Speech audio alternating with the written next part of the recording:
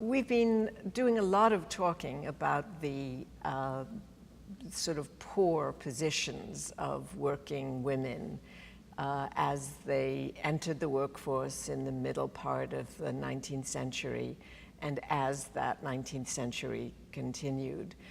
I'm talking now to Professor Lara Vapnek, and Professor Vapnek has written an extraordinary book on independence among breadwinning women. It's a story that I think we need to know something about because it tells us the other side, if you like, of women's poor working conditions.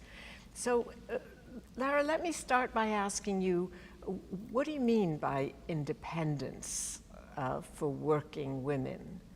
Basically, for women to claim independence in the late 19th century was for them to begin to identify themselves as individuals, to make a claim that they too were entitled to be recognized as adults, that they were self-supporting, that they were supporting their families, and that they were not simply dependent on men, and that they were not simply creatures of the domestic sphere.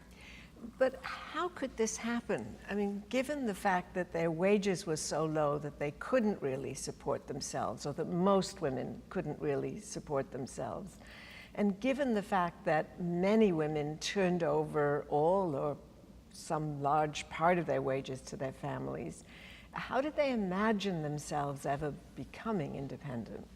It's a great question. I think for a lot of these women, independence was an aspiration rather than a reality.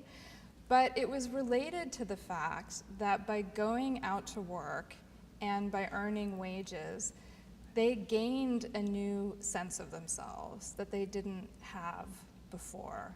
They started to think about themselves as family supporters, even if they were giving over most of their wages to their families. That gave them power even within their own families. They started to be recognized as more important people in their families. And even if they gave over most of their wages, they might keep some of their wages, and those wages enabled them to participate more in the leisure economy that was starting to develop in cities, to go to places like Coney Island, to save up for a new dress, to start to do things that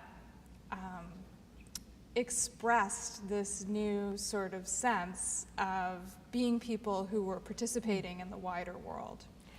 Can you give us an example of a woman, perhaps, who actually, sort of launched herself in the workplace and then used that to become an independent voice? One example I can think of is Jenny Collins, who started off as a mill girl in the 1840s. And in the 1850s, she moved to Boston. She began working as a vest maker. She was orphaned, that's why she had gone into the workplace to begin with.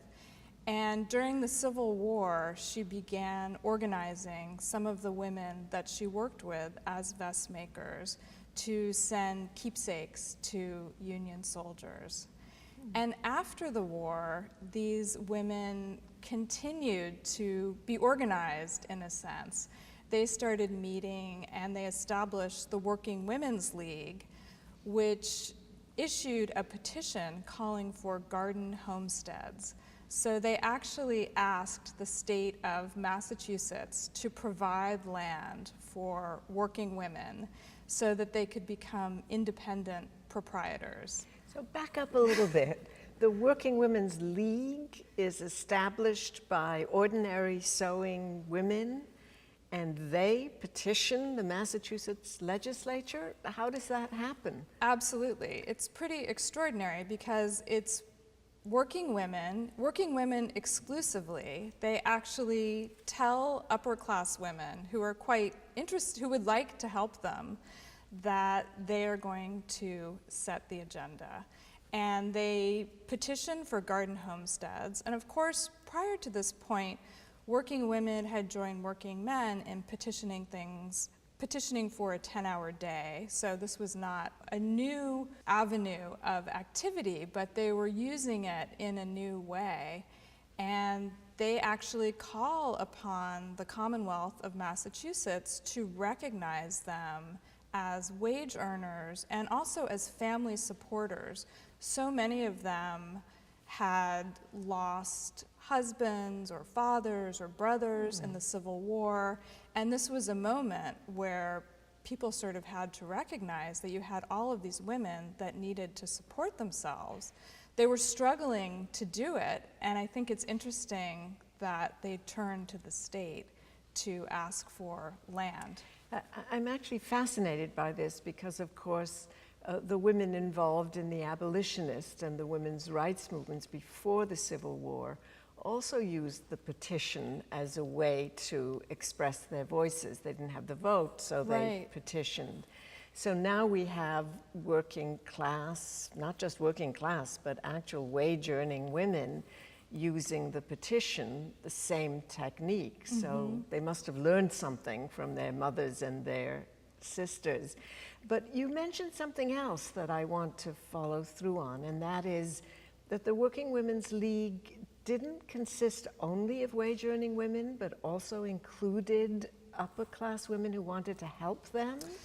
Well, there were these upper-class women that were organized in the New England Women's Club, and they were very interested in what the Working Women's League was doing, and they wanted to help, but actually the Working Women's League was quite adamant that the working women needed to speak for themselves, which I think is pretty extraordinary given the time period that we're in. So are there other ways that these upper or middle class, middle income, non-working women, non-wage earning women helped? Did they participate in other ways?